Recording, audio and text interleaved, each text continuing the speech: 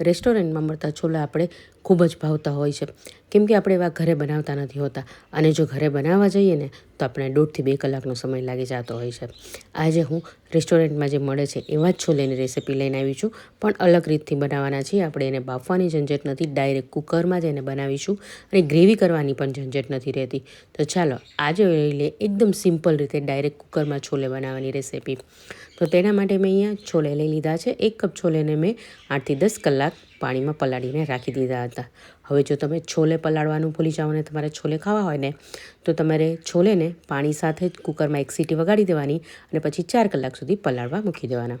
હવે જે પલળેલું પાણી હોય એને કાઢી લેવાનું. પછી એમાં તમાલપત્ર અને એક મોટી સાઇઝનું ટમેટું લઈ લેવાનું છે અને ડાયરેક્ટ જ એનો ઉમેરી દેવાનું છે. સાથે થોડીક ડુંગળી લીધી છે, તણક જેવી નાની નાની. હવે એક સૂકા મસાલાની પોટલી બનાવવાની છે. તો તેમાં મેં લવિંગ લઈ લીધા છે, મરી લઈ લીધા છે અને તજના નાના નાના ટુકડા કરી લીધા છે. સાથે 2 એલચી લીધી છે, લીલી એલચી લીધી છે, એને પણ ખોલી લીધી છે અને એક મોટી એલચી લઈ લીધી છે. મોટી એલચી પણ 1 થી 2 તમારે લેવી અને એને પણ આપણે આવી રીતે ખોલી લેવી છે. કાળા એલચા કહેવાય છે તે લીધા છે.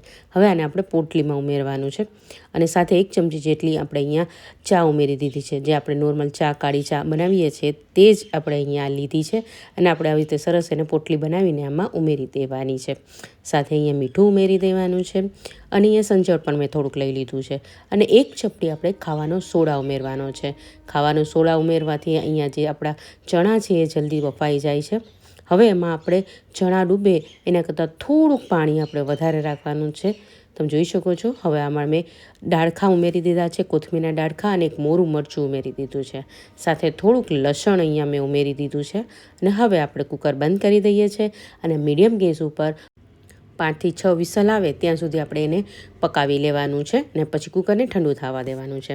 તમે જોઈ શકો છો કુકર ઠંડુ થઈ ગયું છે. હવે આપણે જે આખા મસાલા નાખ્યા હતા ને તે કાઢી લેવાના છે અને પોટલીને થોડુંક દબાવીને કાઢજો જેથી અંદર મસાલામાં જે રસ હોય તે નીકળી જાય.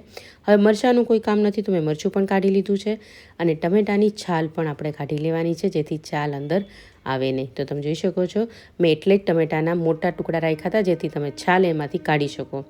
પછી આવી રીતે ટમેટાને અને ડુંગળીને આપણે થોડુંક મેશ કરી દેવાનું છે. આવી રીતે ચમચાની મદદથી જ કરજો કેમ કે ગરમ હશે એકદમ, એટલે આવી રીતે ચમચાથી થોડું થોડું મેશ કરવાનું છે. તમે જોઈ શકો છો ચણા પણ સરસ મજાના બફાઈ ગયા છે. આપણે અહીંયા બધા ચણાને મેશ નથી કરવાના, થોડાક ચણાને જ મેશ કરવાના છે અને ટમેટું ડુંગળી મેશ થઈ જાય ને એવી રીતે થોડાક ચણા અને થોડાક ઓલું મિક્સ કરવાનું. પછી હવે 1 મોટી ચમચી મેં અહીંયા છોલે મસાલો આવે છે તે ઉમેર્યું છે, થોડુંક લાલ મરચું અને 1 મોટી ચમચી ધાણા જીરું અને 2 ચપટી હળદર ઉમેરી દીધું છે. આ બધી વસ્તુને મિક્સ કરી દઈએ અને આપણે એને ગેસ ઉપર મૂકી દઈએ થોડીક વાર ઉકળવા માટે. સાથે આપણે એક વઘાર કરી લેવાનો છે.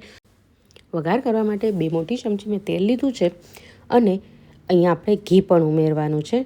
તો મેં અહીંયા ઘી પણ 1 મોટી ચમચી જેટલું લીધું છે. તમને જે ભાવે એ લઈ શકો છો અને આપણે એને ગરમ કરી લેવાનું છે. હવે ઘી ગરમ થાય એટલે એમાં આવી રીતે આદુના લચ્છા ઉમેરી દેવાના છે અને થોડોક અહીંયા ધાણા જીરું અને આપણે છોલે મસાલો અને થોડોક લાલ મરચું પાવડર ઉમેરવાનું છે. પણ ગેસ બંધ કરીને પછી લાલ મરચું ઉમેરજો અને તરત જ આપણે આ છોલેમાં ઉમેરી દેવાનો છે. સાથે અહીંયા થોડુંક કોથમીર ઉમેરી દેવાની છે અને આપણે કુકરને ઢાંકીને 5 મિનિટ આ રીતે રાખી દેવાનું છે અને ગેસ બંધ કરી દેવાનો છે. અને પછી તમે જોઈ શકો છો આપણા મસ્ત મજાના છોલે બનીને તૈયાર થઈ ગયા છે. જો એક વખત તમે આ રીતે બનાવી લીધા ને તો એકદમ ઇઝી રીત છે, ફટાફટ બની પણ જાય છે અને હા, બનાવવા પછી તમને એવો ટેસ્ટ લાગશે ને કે તમે બહારના છોલે ખાવાનું ભૂલી જ જશો. તો ચોક્કસથી આ રીતે છોલે બનાવજો અને મને કમેન્ટ કરીને કહેજો કે તમને રેસીપી કેવી લાગી છે અને આવી બીજી કઈ કઈ રેસીપી જોઈએ છે તે તો કમેન્ટ કરજો. સાથે તમે ક્યાંથી જોઈ રહ્યા છો અને તમારું નામ શું છે એ પણ મને કમેન્ટ કરીને કહેજો જેથી મને પણ ખ્યાલ આવે કે મારા વ્યૂઅર્સ મને ક્યાંથી જોઈ રહ્યા છે. સાથે રેસીપીને લાઇક અને શેર કરી દેજો અને હા, વિડીયો ગમ્યો હોય તો લાઇક તો કરજો જ. સાથે ઇન્સ્ટાગ્રામ અને ફેસબુકમાં પણ અમને ફોલો કરવાનું બિલકુલ ના ભૂલતા જેથી અમને પણ ખ્યાલ આવે કે તમને આ રેસીપી ગમે છે. તો ચાલો આપણે મળીશું નેક્સ્ટ રેસીપી સાથે. ત્યાં સુધી તમે આ છોલોની મજા લો. તો આવજો, bye bye, thank you and જય શ્રી કૃષ્ણ.